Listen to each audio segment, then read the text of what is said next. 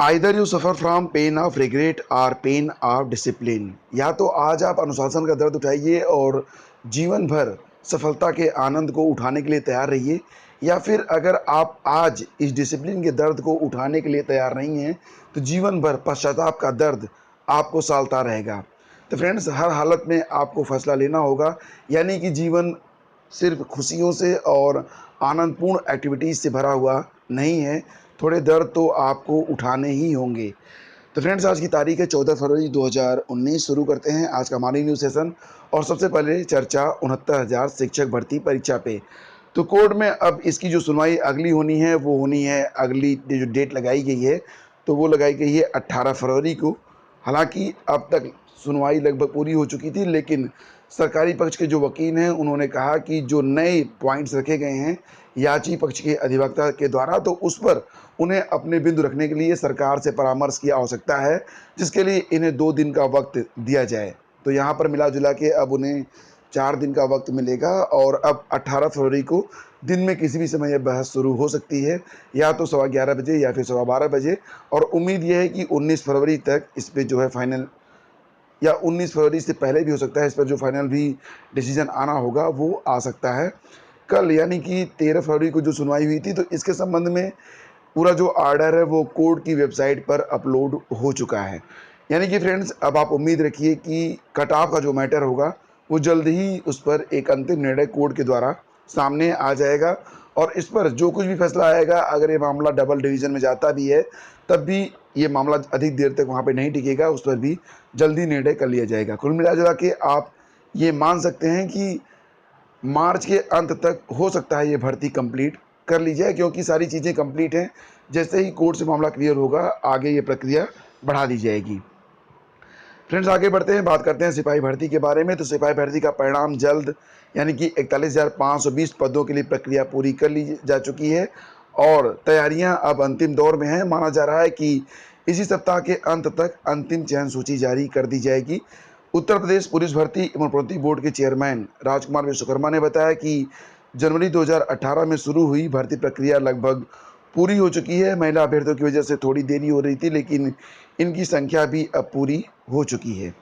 अंतिम चयन सूची क्षैतिज और लंबवत आरक्षण के आधार पर तैयार की जा रही है। 14 फरवरी 2018 को उत्तर प्रदेश पुलिस भर्ती एवं प्रोन्नति बोर्ड ने सिपाही के 41,520 पदों के लिए भर्ती प्रक्रिया शुरू की थी। इसमें 23,520 पद नागरिक पुलिस और 18,000 पद पीएसी के थे। इसके लिए 25 और 26 अक्टूबर को ऑफलाइन लिखित परीक्षा हुई थी।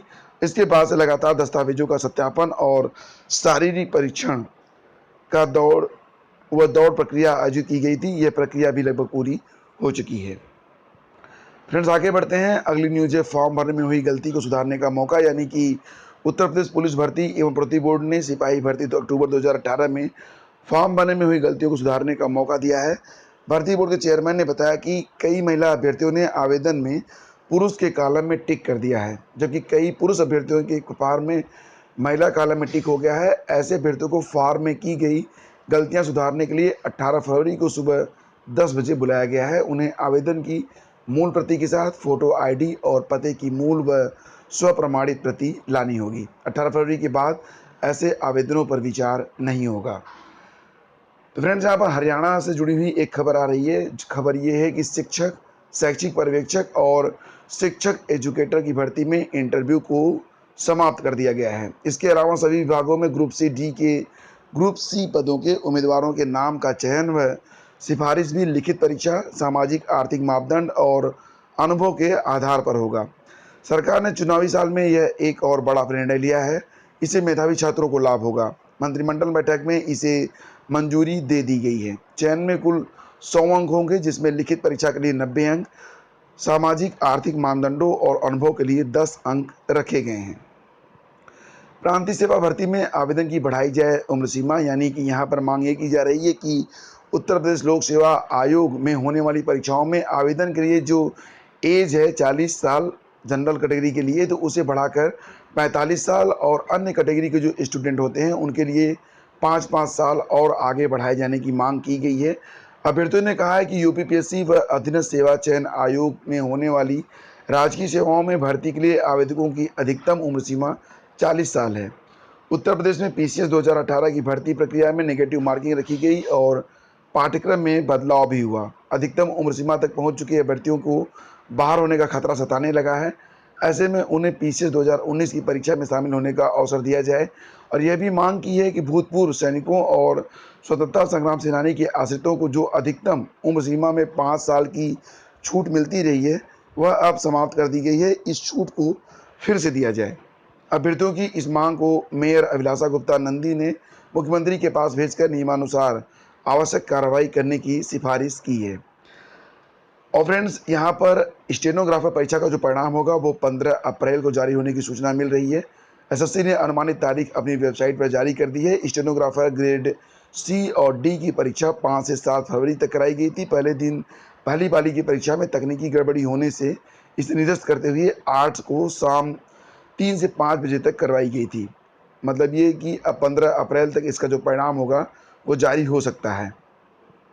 अशासकीय महाविद्यालयों में प्राचार्य की भर्ती के लिए उत्तर प्रदेश उच्चतर शिक्षा सेवा चयन आयोग यानी कि यूपीएचसीएससी ने पुनर्विज्ञापन अब जल्द जारी कर देगा। इसका निर्णय यूपीएचसीएससी की अगली बैठक में ले जाने की संभावना है। यहाँ पर बता दें आपको कि 284 पद पहले थे, जिसमें मात्र 6 पद और जोड़े जाएंगे, यानी कि कुल मिला के प्राचार्य के 290 पदों पर भर्ती की शुरुआत रखने का खाका यूपीएचसीएससी ने तैयार कर लिया है। उत्तर प्रदेश उच्च शिक्षा निदेशालय से मिले 284 पदों का विज्ञापन जारी कर उस पर आवेदन ले लिए गए हैं, जबकि इसकी भर्ती शुरू होने से पहले ही उच्च शिक्षा निदेशालय ने 6 नए पद भी भेज दिए हैं।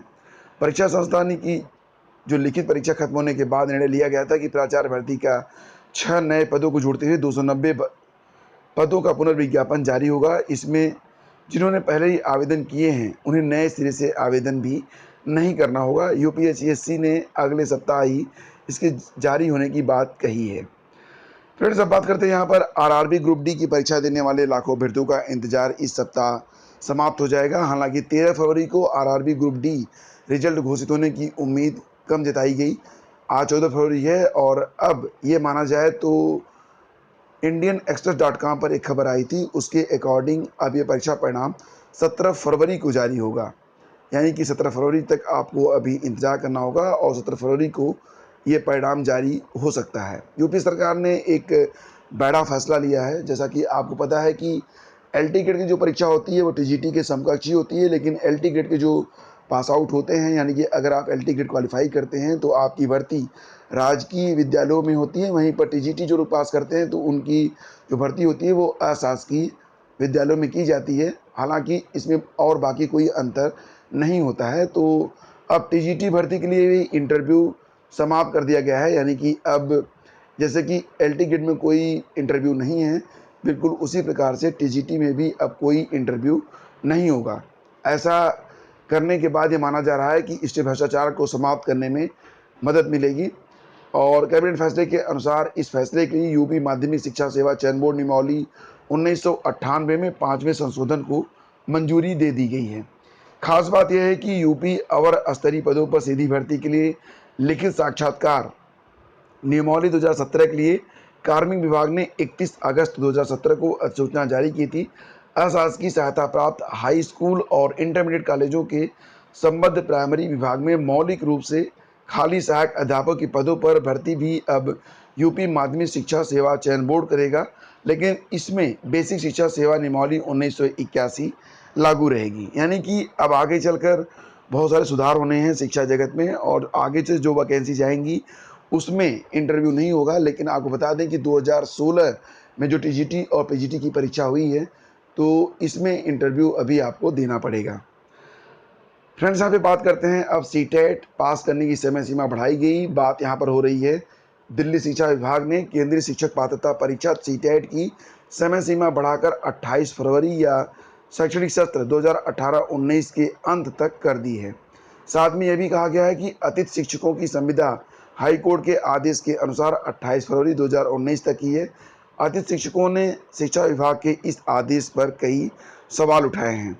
All India guest teachers association के पदाधिकारी शोएब राणा का कहना है कि सीटेट की आगामी परीक्षा सीबीएसई ने 7 जुलाई 2019 को निर्धारित की है। ऐसे में फरवरी या मार्च तक शिक्षक किस प्रकार सीटेट की पात्रता पूरी कर पाएंगे वहीं अतिथि शिक्षक लंबे समय से मांग कर रहे हैं कि उन्हें सीटेट परीक्षा में हिस्सा लेने के 2 और मौके दिए जाएं।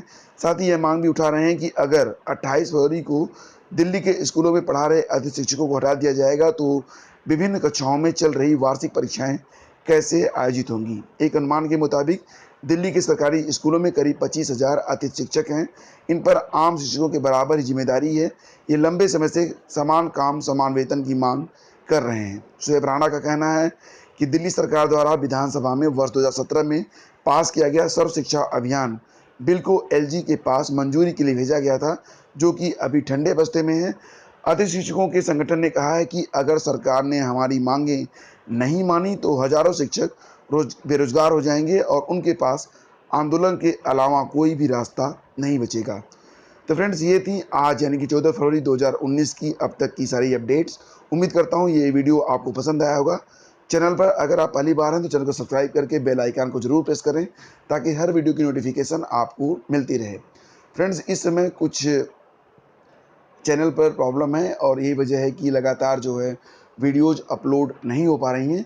शीघ्र ही हम आपके लिए सारी चीज़ें उपलब्ध करवाएंगे और एक सिस्टमेटिक तरीके से सीटेट और लोअर पीसीएस की तैयारी आगे बढ़ेगी, जिसमें मैं खुद लोअर पीसीएस की सारी क्लासेस जिस प्रकार से ले रहा था उसी प्रकार से लेंगे। और अगर आप यूजीसी नेट की तैयारी करना चाहते हैं तो मैं अपने दूसरे चैनल का लिंक वीडियो के डिस्क्रिप्शन में दे रहा हूँ। वहाँ पर जाकर आप हमारे दूसरे चैनल करियर मंत्रा एजुकेशन को भी सब्सक्राइब कर सकते हैं। बहुत बहुत धन्यवाद।